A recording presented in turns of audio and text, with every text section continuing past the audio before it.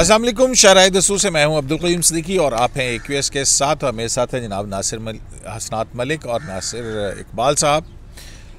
एक मरतबा फिर जो इमरान खान साहब की नैब तरामीम के ख़िलाफ़ आइनी दरख्वास्त है उसकी कोई 9-10 महीने से मई से ऑनवर्ड जो है ये जारी है। और आज वफाक के वकील मखदूम अली ख़ान के दलाइल भी जारी थे और जब अदालत ने उनसे पूछा तो उन्होंने कहा कि इमरान खान साहब के वकील ख्वाजा हारिस जो हैं उन्होंने तकरीबन 6 महीने तो उन्होंने आर्गूमेंट्स जो हैं वो किए हैं, तो अभी उनके आर्गूमेंट्स जारी हैं। अगर मैं इंटरजेक्शन की इजाज़त जी जी, चीफ जस्टिस ने कहा, पहले तो उन्होंने कहा आज आपका 11वीं हियरिंग है आज आपकी, तो इस पे उन्होंने कहा था मखदूम अली ख़ान साहब ने कि जो पिटिशनर के वकील हैं उन्होंने 6 माह तो चीफ जस्टिस ने कहा था कि प्लीज़ उस रिकॉर्ड को मत ब्रेक करें कोशिश ना करें उस रिकॉर्ड को ब्रेक करें, मतलब इमरान खान के वकील का रिकॉर्ड तोड़ने की कोशिश ना करें। अच्छा, तो इस पे आज बात करेंगे, लेकिन आज अटॉर्नी जनरल पाकिस्तान जो है उनकी एफिशिएंसियाँ भी देखने वाली थी। नए नए आए हैं, नौजवान हैं, और आज उन्होंने बताया कि जो अरकान पार्लियामेंट हैं वो क्या मराहत लेते हैं और PTI के अरकान क्या क्या मराहत लेते रहे जब से इस्तीफ़े दिए थे। और उसके अलावा उन्होंने एक और बात की और वो वही इशू है जिसके ऊपर सेनेट के अंदर इरफान सिद्दीकी जो है उन्होंने भी एतराज़ उठाया था। और फिर उसके बाद अटॉर्नी जनरल बैरिस्टर शहजाद अता इलाही जो हैं इन्होंने एक ख़त जो है वो वफाकी वज़ीर क़ानून को लिखा, अता तारड़ को, और उन रिमार्क्स जो कि गुज़िश्ता समात पर हुए थे उस पर जो है वो पार्लियामेंट के अंदर भी उसके ऊपर काफ़ी लेदे और चर्चा हुआ है। तो उसके साथ ही अटॉर्नी जनरल जो हैं वो कह रहे थे कि सोशल मीडिया बड़ा अनरेगुलेटेड है, बड़ा बदतमीज़ है ये सोशल मीडिया। देखते हैं क्या होता है। और इसके अलावा आज फेडरल एम्प्लॉइज़ हाउसिंग सोसाइटी, वो प्लाटों वाला जो केस है, जजेस और ब्यूरोक्रेट्स के प्लाटों वाला जो कि इस्लामाबाद हाई कोर्ट ने कलअदम करार दे दिया था, उसकी भी समाअत हुई। और फिर पार्लियामेंट तो ट्रंकेटेड पार्लियामेंट है, प्रॉपरली कॉन्स्टिट्यूटेड नहीं है, लेकिन सुप्रीम कोर्ट ऑफ पाकिस्तान के अंदर भी जजेस की असामियाँ खाली हैं। उस पर क्या कुछ हो रहा है उस पर बात करेंगे। मेरे साथ नासिर इकबाल साहब से पहले पूछते हैं। नासिर साहब, अटॉर्नी जनरल फॉर पाकिस्तान को सोशल मीडिया से क्या शिकायत थी? आज हुआ क्या वैसे शुरू में? नईम साहब, बेसिकली जब हियरिंग शुरू हुई तो अटॉर्नी जनरल साहब आए। पहले तो उन्होंने जो सवाल उनसे पूछा गया था ना पिछली हियरिंग में कि ये बताया जाए कि जो PTI के MNAs थे उन्होंने रिज़ाइन जब दे दिया था तो कितने फ़ायदे उठाए थे। इस पर थोड़ा सा उन्होंने एक्सप्लेनेशन दी कि उनकी जो सैलरी है तकरीबन 1.5 लाख रुपए माहना है। 1,68,000 में 1,50,000 उन्होंने बताया। अच्छा। उसके बाद उन्होंने बताया कि उनके कुछ एंटाइटल्स हैं जो 188,000 है। फिर उसकी अगर चेयरमैन स्टैंडिंग कमेटी हो गए तो 25,000 प्लस है। लेकिन और अगर वो हाउस को अटेंड करते हैं जब आते हैं तो उनका TAD अलग है। तो फिर उन्होंने बताया कि PTI के जो MNAs थे जिन्होंने रिज़ाइन कर दिया था उन्होंने अप्रैल 2022 से तनख्वाह नहीं ली थी, लेकिन उन्होंने कुछ फैसिलिटीज़ इंजॉय की थी। जैसे उन्होंने ट्रैवलिंग, इनके कुछ वाचर्स होते हैं अगर उसके अलावा इन्होंने फिर पार्लियामेंट्री लॉजेस का फ़ायदा भी उठाया जो उन्होंने अपने पोजीशन में रखा, मतलब उसका इस्तेमाल किया था। इस तरह के उन्होंने बेनिफिट्स दिए हैं। लेकिन फिर उसके बाद वो सोशल मीडिया पे रिपोर्टिंग पे आके फिर उन्होंने यही कहा कि ये किसी के कंट्रोल में नहीं है।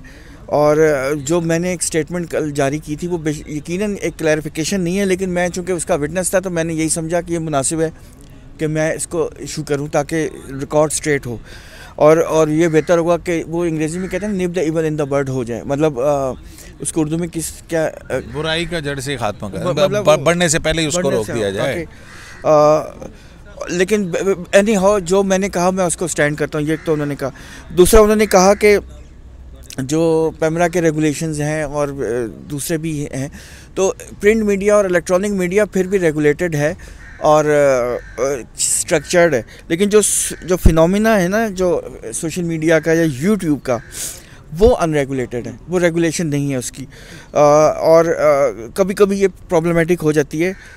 मैं ये नहीं कहना चाहता कि ये कोई फेक न्यूज़ है, लेकिन मैं ये कहना चाहता हूँ कि कभी कभार ऐसा लगता है कि ये जानबूझ के इसके पीछे कोई साजिश है या कुछ, मतलब सम एजेंडा है कि एक इंस्टीट्यूशन को दूसरे इंस्टीट्यूशन के साथ मुठभेड़ करा दी जाए, लड़ाई करा दी जाए। जो इंस्टीट्यूशन इतने ही मतलब सादा हैं जो एक दूसरे के साथ लड़ पड़ेंगे, हैं नासिर साहब? ये उन्होंने कहा, जो मैं वो बता रहा हूँ जो उन्होंने कहा।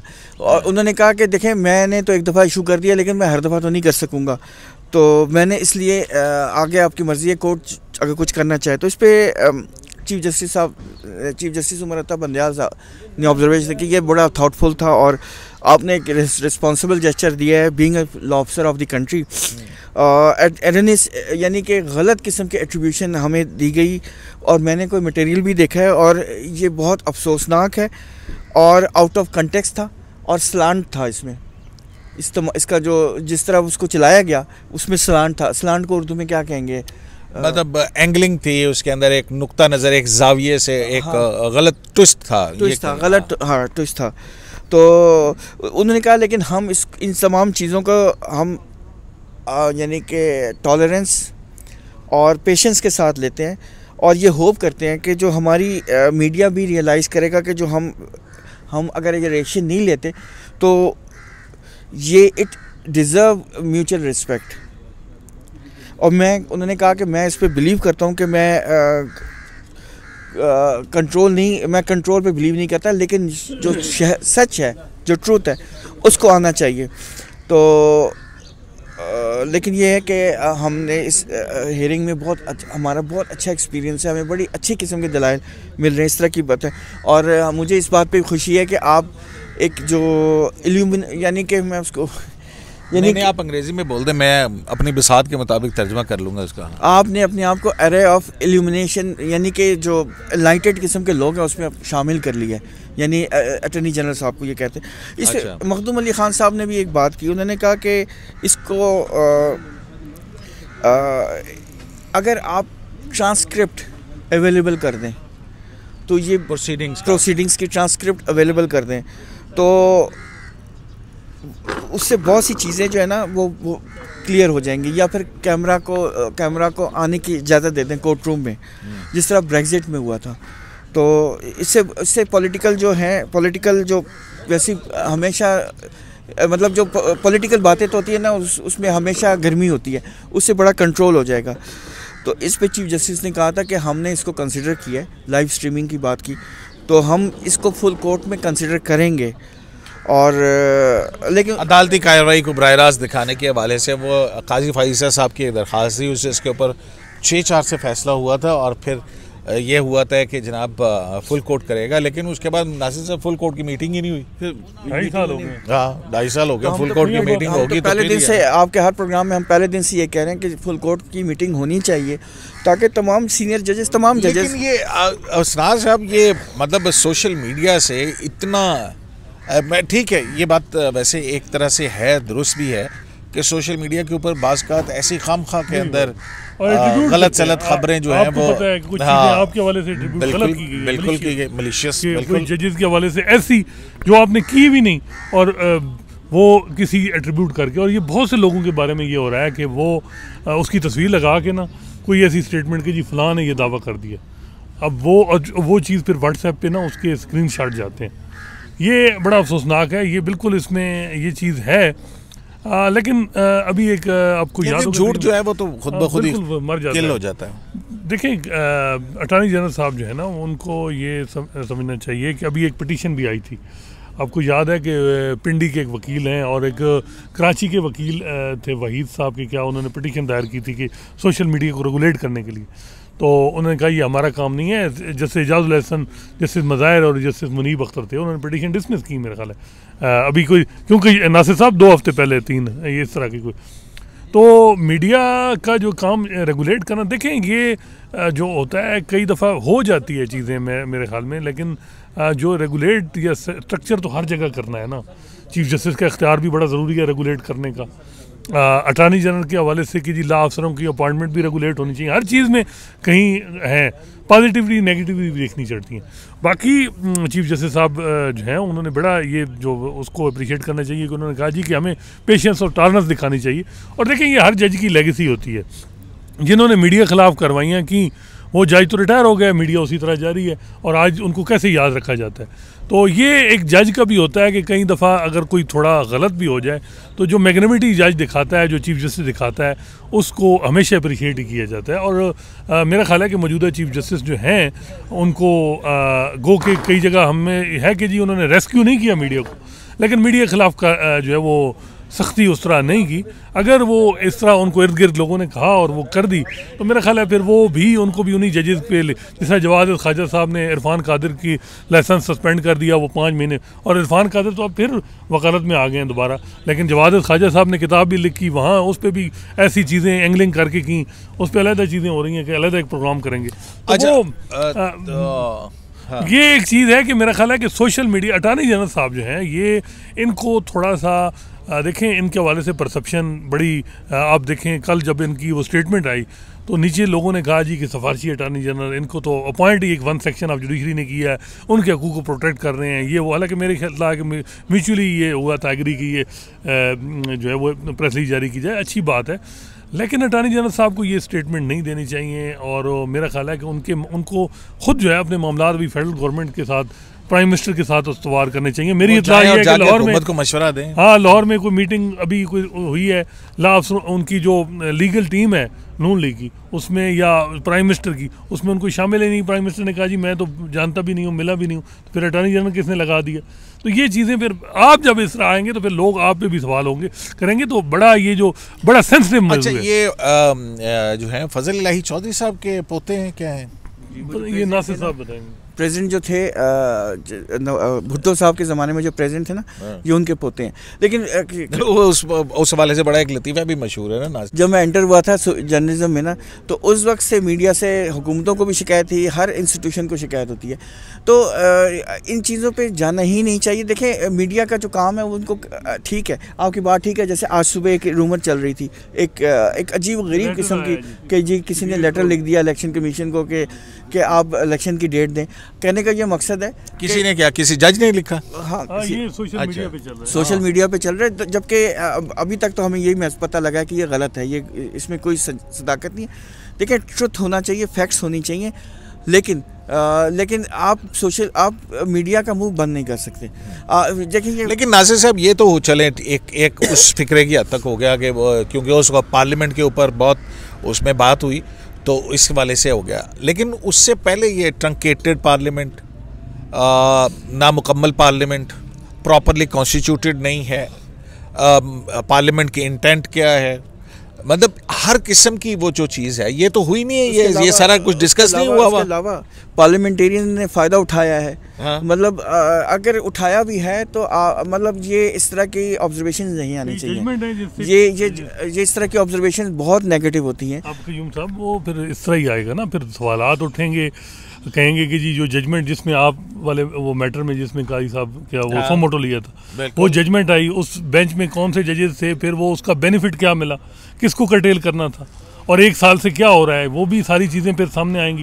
देखें, अगर आप ट्रस्ट की बात करते हैं ना तो फिर हर तरफ सवालात उठेंगे और उठते हैं, और जब तक चीज़ें रेगुलेट नहीं होंगी तो फिर बात लोग करेंगे। अब जिस तरह ये वही वाली उस जजमेंट की बात करें ना कि आप जो काजी फैसल साहब ने एक ऑर्डर जारी किया और फिर उसके बाद चीफ जस्टिस ने हमारी उस दरख्वास्त की अपने पास लगा ली, 5 रुकनी राज्य बेंच कॉन्स्टिट्यूट किया, और उन 2 जजेस को नहीं जो बलूचिस्तान के थे, जो बलूचिस्तान के 2 जज साहिबान थे, उनको उस बेंच में शामिल नहीं किया गया और किसी दूसरे बेंच से उठा के अपने पास वो खुद ब खुद लगा ली गई, और फिर उसके ऊपर फैसला दे दिया कि आज खुद नोटिस के तमाम इख्तियार चीफ जस्टिस पाकिस्तान की ज़ात में मरकूज हो गए। हाँ, मतलब खुद कायम मुकाम चीफ जस्टिस और खुद चीफ जस्टिस बनने वाले थे, और गुलजार साहब उस वक्त अमेरिका के दौरे। मैं कह रहा हूँ कि ये देखिए ना, ये चीज़ें फिर सारी फिर नासिर साहब दूसरी तरफ हम ये देखते हैं कि जनाब जब 63A का फैसला आता है तो उसके अंदर 2 जज साहिबान कहते हैं कि आप ये रीराइट कर रहे हैं कॉन्स्टिट्यूशन को, तो फिर किस चीज़ का गिला? देखिए, वही मैं कह रहा हूँ कि हर चीज़ ना, ये म्यूचुअल रिस्पेक्ट वाली बात भी ठीक है, लेकिन बात ये हर एक ने अपना अपना काम करना है। हमारा काम है कि जहाँ हम देखें किसी की भी इर्रिस्पेक्टिव कि हमारा जो भी जिसके साथ जो भी एक हो कि जो को पॉइंट जिसकी गलती है हमने उसको पॉइंट आउट करना, और इदारे में जो गलतियाँ हैं वो चीज़ें करनी। अब उनमें कहें कि जी अब मसला ये आ रहा है कि अगर आप ये मीडिया से नाराज़गी, मीडिया से नाराजगी, मेरा ख्याल है कि आप अपने मामला ठीक करें तो सारे ठीक ही हो जाएंगे। देखिए मैंने नहीं, उसमें देखें ना नासिर साहब, हम ये देखते हैं कि इसी सुप्रीम कोर्ट के अंदर ये बड़ी ट्रस्टी की बात, और ट्रस्ट, और बिल्कुल ठीक है, इख्तियार एक ट्रस्ट है और उसको बड़े ईमानदाराना तरीके से इस्तेमाल होना चाहिए। ये बेंचों की जो कॉन्स्टिट्यूशन हो रही है, जिस तरह से यहाँ पे जजेस को विक्टिमाइज किया जा रहा है, कभी आपने देखा है कोई कि भाई एक केस आया कि जिसके अंदर प्राइम मिनिस्टर के डेवलपमेंट फंड्स का मामला था, उसके अंदर बजाय प्राइम मिनिस्टर के फैसला आपने जज के खिलाफ दे दिया, यानी काजी फैसल साहब को कह दिया कि जनाब ये जो है वो मुकदमा ही नहीं सुनेंगे किसी का, और वो उस पर रिव्यू पड़ा है। जब प्राइम मिनिस्टर का मामला आएगा इमरान खान नहीं सुनेंगे, अब उसके बाद जो है वो उसके ऊपर रिव्यू पड़ा हुआ है, आज तक नहीं लगा। और तो कौन सी देखें मतलब है कि फिर आप कहते हैं कि बड़ी एहतराम करें आप एक दूसरे का। मैंने एक बात की थी, मैं उसको रिपीट कर देता हूँ कि जो पिटीशन में जो लिखा हुआ है ना, सिर्फ उस हद तक अगर रहा जाए, आप किसी की भी तकारीर ना सुने, किसी के पब्लिक एड्रेस ना सुने, जो कौम से खिताब रोज़ होता है वो भी ना सुने, आप सोशल मीडिया को भी ना देखें, जो पिटीशन आपके सामने आई है आप उस पर डिसाइड कर दें। हम तो यही कहते रहेंगे, सुनते रहेंगे कि जनाब जो इस अदालत के अंदर है हमारा ताल्लुक उससे बाहर का, और हमारा ताल्लुक नहीं होता। बहरहाल एनीवेज, नासिर साहब ये 2 जज क्यों नहीं लग रहे? लगने चाहिए सुप्रीम कोर्ट के बिल्कुल लगने चाहिए, और मैं तो कहता हूँ कि अब शायद लग जाएंगे इंशाल्लाह। नहीं, सरमद साहब के बारे में क्या नासिर साहब को क्या नासिर साहब, क्या सरमद साहब से क्या क्या इतला मिली आपको? नहीं, मुझे कोई सलाह नहीं है। देखिए सरमद जलाल साहब जो हैं वो जो उनका ओपिनियन होता है। आप ये सरमद जलाल उस्मानी साहब वो रिटायर्ड जज हैं सुप्रीम कोर्ट के, जो जुडिशल कमीशन ऑफ पाकिस्तान के अंदर मेंबर हैं। उनका वोट क्यों कीमती है? क्योंकि एक जज साहब आए, शफी, क्या नाम है उनका, शफी सिद्दीक साहब, सिंध हाई कोर्ट, उनके जूनियर हैं या वो बड़ी मजबूत वो, और चीफ जस्टिस पाकिस्तान उसको सुप्रीम कोर्ट में लाना चाहते हैं उन जज साहब को, और सरमद जलाल उस्मानी साहब उस पर मान नहीं रहे हैं। और वो आपको पता है सरमद उस्मान जलाली साहब जो हैं, उस्मान जलाल मतलब नाम गड़बड़ हो जाए, सरमद जलाल उस्मानी, हाँ, वो देखें जो उन्होंने ओपिनियन बना ली, वो फिर मतलब वो है तो जलाली वो जज की तरह। उन्होंने इतना ये है कि सुबह उनसे पूछा गया तो उन्होंने कहा कि जो ठीक है, मतलब उनकी ओपिनियन चीफ जस्टिस से मिल रही थी, और जब मीटिंग आई तो उन्होंने डिसेंट कर दिया। अब क्या ट्रस्ट है, क्या गारंटी है कि अब भी वो कहेंगे कि ठीक है? जब मीटिंग आए तो तीसरी दफा आप शफी साहब, और बहुत लायक जज हैं, उनकी कोई डाउट नहीं। अच्छा, तो आप सर्टिफिकेट ना दिया करेंगे ये लायक है, ये नालायक वो है, जो कहते हैं तो रहने देना। मैं ये कह रहा हूँ कि उनके बारे में लोग ये कहते हैं, लेकिन यूं साहब नहीं, मैं ये कहता हूँ कि जो सीनियर हैं वो भी लायक हैं, उनकी पर्सनल लाइकिंग एंड डिसलाइकिंग है, ये बाकिर साहब के करीब है, या ये धड़ा जो सुप्रीम कोर्ट हाई कोर्ट की जो पॉलिटिक्स है, ही होगा ना यार। नहीं, वो अगर हाई कोर्ट में वहाँ काम कर रहा है तो यहाँ क्यों नहीं है? तो वहाँ भी तो सिंध हाई कोर्ट भी तो इंडिया की नहीं है, पाकिस्तान की है, वहाँ भी लायक जज की चाहिए। अगर आप सीनियर जजेस को कि जी वो फलां के करीब है, जुडिशल पॉलिटिक्स में उसकी ग्रुपिंग दूसरी है, या वो आपके ग्रुप में किसी जजेस के साथ वो उसने कोई तलखी की है, नहीं हो कब तक हो रही है सर? बात ये है कि बात वही मैं कह रहा हूँ कि खाली हैं, सुप्रीम कोर्ट नामुकम्मल, पार्लियामेंट नामुकम्मल, मेरी मुकम्मल सिर्फ एक ही जात। 1 साल हो गया है। वजह यह है कि चीफ जस्टिस साहब के पास 4 तो पक्के वोट हैं, बस अगर मैं कहूँ कि गवर्नमेंट के भी 2 वोट आ गए, अटॉर्नी जनरल के भी, लॉ मिनिस्टर के भी, एजाजुल हसन साहब और बंदियाल साहब, 4 वोट हो गए। 5वां वोट है सरमद साहब का। सरमद साहब का मैं वही बता रहा हूँ कि सुबह वो कहते ठीक है, जब मीटिंग होती गो के 2 वकील जो हैं वो लगे हुए हैं काम पे, लेकिन सरमद साहब जो है वो इंटीग्रिटी वाले, बड़ा उनकी इंडिपेंडेंट जज हैं वो हो गया। आगे चलो। अच्छा, सिंध के बताया जा रहा है कि सिंध हाई कोर्ट के कुछ नाम आए हैं जजेस, क्योंकि आपको पता है कि सिंध हाई कोर्ट के जजेस, चीफ जस्टिस का ये था कि जब ये नॉमिनेशन अपॉइंटमेंट होंगी तो मे भी उनको कहीं वहाँ से वो इधर तो उन्होंने लेटर लिख दिया था कि मैं सुप्रीम कोर्ट नहीं आना चाह रहा, इतलात थी कि फेडरल शरीफ कोर्ट भेज दिया जाएगा। फिर ये था कि जी वो जो नंबर 2 है ना, इरफान सादत, उन्होंने कहीं साथ नहीं, भाई यार फिर इतना ये तो नहीं कि उनको इतना लंबा चीफ जस्टिस तो फिर नहीं ना, वो धड़े जो होते हैं ना वो समझा करें ना, वो दूसरी धड़े से। तो वो अब इतला ये भी है कि जो नाम आए हैं उसमें भी कोई सिंध के वकील बता रहे हैं कि उसमें भी मुशावरत नहीं है वहाँ। फिर अभी मीटिंग में क्या होगा, सिंध की अगर अपॉइंटमेंट, मेरा ख्याल है कब तक तवक्को है? मेरा ख्याल है 15-20 दिन तक में भी नाम अगर आ जाए, क्योंकि सुना है कि इनिशियल वो हो रही है, 11 नाम आ रहे हैं, उसमें हो जाएगा। लाहौर के जजेस के लिए भी सुना है मीटिंग हुई है, लाहौर हाई कोर्ट के चीफ जस्टिस और सीनियर पुनी की चीफ जस्टिस साहब से। अच्छा, ये क्यूम साहब मुझे बताएं, कि लाहौर हाई कोर्ट के चीफ जस्टिस ने ही अपॉइंटमेंट करनी। तो ये क्या होता है कि जी सुप्रीम कोर्ट के जजेस जब इनिशिएट करता हो नाम, उसमें उनका रोल होना चाहिए आपके ख्याल में? ये कानून के मुताबिक तो नहीं है, वो तो चीफ जस्टिस हाई कोर्ट का इख्तियार है। और अगर मशावरत नाम अगर आ जाएं, अगर वो मशावरत से कुछ 2-4 नाम हैं जो डायरेक्टली, मेरी इत्तला है कि उनको डायरेक्टली सुप्रीम कोर्ट से कहा गया कि आप ना ये बंदे शामिल करो, नहीं शामिल ना करो कि उनको, मैं तो इसको इंक्रोचमेंट समझूंगा इख्तियारात की। अच्छा नहीं, लेकिन ये भी है कि वो अगर नासिर साहब, ये जो फेडरल एम्प्लॉइज हाउसिंग सोसाइटी के अंदर जजों को, ब्यूरोक्रेट्स को प्लॉट थे, अतर मिनल्ला साहब की जजमेंट थी, वो उन्होंने सेटिसाइड कर दिए थे। बड़े अरसे के बाद दोबारा आज लगा, क्या हुआ उस केस के अंदर? जजों को वापस प्लॉट मिल जाएंगे? नहीं, अभी तो पेंडिंग है ना केस, अभी तो उस पर डिसाइड, यही तो वजह है कि वो लंबा केस क्यों चल रहा है। और इसमें बहुत सारी फेडरल हाउसिंग सोसाइटी भी आई हुई है, फेडरल गवर्नमेंट उन्होंने इसको चैलेंज किया हुआ है। तो अभी इसकी हियरिंग एडजर्न हुई है 8 मार्च को। हाँ, उसमें वो डिसाइड होना है। दोबारा नोटिस हुए हैं दोबारा। करीम साहब 400-500 अरब रुपया है जो पब्लिक एक्सचेकर, अगर वो उसी मार्केट प्राइस से ना दिए जाएं तो उतना ही प्लाटों का मामला है। और ये प्लाट वो हैं, कुछ 2 केसेस हैं ना, एक तो है कि सेक्रेटरी लेवल और जजेस को 2-2 प्लाट मिलने चाहिए, ये मामला है। और दूसरे कुछ हैं कि जी गवर्नमेंट सर्वेंट के जिनको ये कि तो गवर्नमेंट ने अब एक प्लाट की वो खत्म कर दी ना पॉलिसी, लेकिन जो D12 में वो 2 जजेस को मिले हैं 5-5 1 कनाल के जो प्लाट, वो फिर या उनको क्या कोई दी जाएगी कि वो लें या ये लें। और दूसरा है कि कुछ जजेस ने, जिस तरह सुप्रीम कोर्ट की एम्प्लॉइज हाउसिंग सोसाइटी से भी लिए हुए प्लाट, फिर क्या वो अलग होगा? कुछ ने ये भी इतलात हैं कि वकीलों की जो हाउस सोसाइटी है इसमें भी कुछ नाम आ रहे हैं। और यहाँ पे तो सुना है कि कोई एक साहब थे, वो उन्होंने फ्रंट बैंड के जरिए अपने प्लॉट, वैसे तो नहीं लिया था लेकिन फ्रंट बैंड के जरिए लिया था। लेकिन ये मुझे है कि कोई एक रिटायर्ड जज हैं, उन्होंने कोई प्लाट बेचा है। अच्छा, रिटायर्ड जज हैं, उन्होंने रिटायर्ड जज हैं, उन्होंने प्लाट बेचा है और वो उनका कोई 1.5 करोड़ का, तो वो बड़े परेशान है आजकल, क्योंकि जी 20 लाख ना नुकसान हो गया कि जी वो जिस बंदे ने लिया है उसने फिर 20 लाख ऊपर के, वो बहुत परेशान है कि जी 20 लाख ना नुकसान हो गया। यही होता है जो प्रॉपर्टी डीलर्स लेते हैं, वो कीमत ऐसे ही है। लेकिन कयूम साहब बात दरअसल देखें, इस्लामाबाद में अगर आपने एक प्रॉपर्टी ले ली है ना, तो फिर ये मेरा ख्याल है कि दूसरी प्रॉपर्टी नहीं लेनी चाहिए। हाँ, बस अगर चाहे वो एम्प्लॉइज की हाउसिंग सोसाइटी से ली है, चाहे वो वकीलों की हाउसिंग सोसाइटी से ली है, चाहे वो आपने हाई कोर्ट में एज ए हाई कोर्ट लिया हो, जज प्लाट लिया हो, चाहे वो आपने सुप्रीम कोर्ट में, एक मेरा ख्याल है चलें अगर गवर्नमेंट ने पॉलिसी बना दी। तुसी की गल्ला कर दो, यहाँ पे ये भी है नासिर साहब, यहाँ पे तो माजूरों के कोटे के ऊपर जज जो है वो प्लॉट लेते हैं कि नहीं? बिल्कुल सही है। हाँ हाँ, अच्छा, ठीक है, ये बड़ा मशहूर है रिटायर्ड जज। तो कहने का ये मकसद है कि ये एलिट, वो उन्होंने ठीक लिखा था जब जो चीफ जस्टिस थे अतर मिनल्ला साहब ने, कि एलिट कैप्चर है ये। आप जो गरीबों से ज़मीन ज़बरदस्ती छीन के अमीरों को एकदम अमीर इनरिच कर देते हो।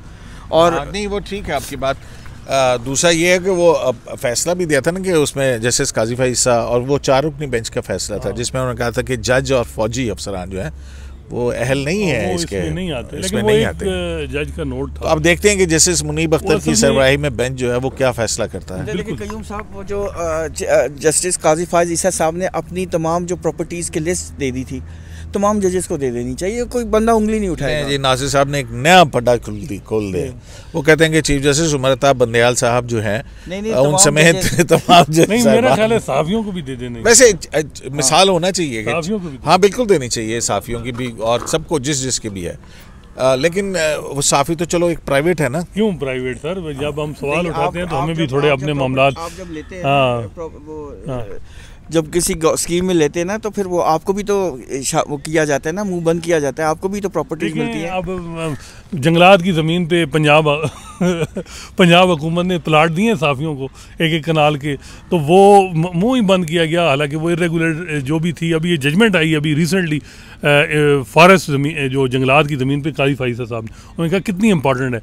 और मैंने देखा कि पिंडी में किस तरह वो जो प्लाट मीडिया टाउन बना है, तो ये चीज़ें भी तो है ना, हकीकत है कयूम साहब, ये भी तो हम नज़रअंदाज नहीं करते। बिल्कुल ठीक बात है, लेकिन फिर भी जो है ना वो ने एक प्रॉपर्टी की चीफ जस्टिस पाकिस्तान नासिर साहब कर देना क्या है। एक मिसाल, मतलब हेड ऑफ द इंस्टीट्यूशन जो है देखिए वो अब मिसाल जो है। हालात बन रहे हैं इस मुल्क के, सबको कुर्बानियां दे के और चीज़ों को, अब ये नहीं है कि जी एलीट जो है वो चाहे जिस किस्म की, हालांकि हमें भी लोग कहते हैं जी तुम भी एलीट हो, मोटरसाइकिल भी कोई नहीं, लेकिन प्रॉब्लम ये है कि बात ये है कि आपको जब है ना आप सवाल उठाते हैं तो आपको भी फिर उतना ही अपने आप को ट्रांसपेरेंट रखना ठीक चाहिए। हो गया जनाब। तो अटर्नी जनरल फॉर पाकिस्तान जो है वो, मेरा ख्याल है कि अटर्नी जनरल पाकिस्तान रहें। अगर वो लॉ को बनवाना चाहते हैं तो वो हुकूमत को दें। शराय दस्तूर से अब्दुल क़य्यूम सिद्दीकी को AQS लाइव से इजाज़त दीजिए। अल्लाह ने के बाद।